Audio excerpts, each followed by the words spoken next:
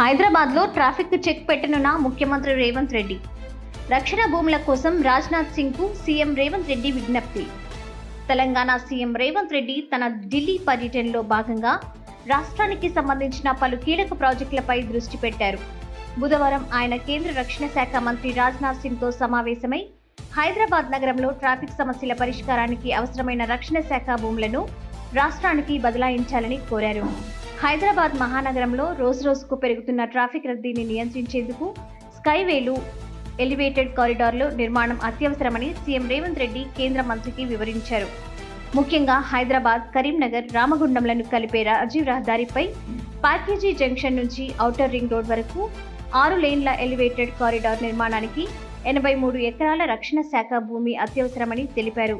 ఈ ప్రాజెక్ట్ పూర్తయితే ఆ మార్గంలో ప్రయాణం సులభతరం అవుతుందని సీఎం పేర్కొన్నారు. అలాగే నగరంలోని అత్యంత రద్దీ ప్రాంతాల్లో ఒకటైన మెహదీపట్నం రైతు బజార్ వద్ద పాదచారుల సౌకర్యార్థం స్కైవే నిర్మించాలని ప్రభుత్వం భావిస్తోందని, దీనికి కూడా కొంత రక్షణ భూమిని కేటాయించాలని రేవంత్ రెడ్డి విజ్ఞప్తి చేశారు.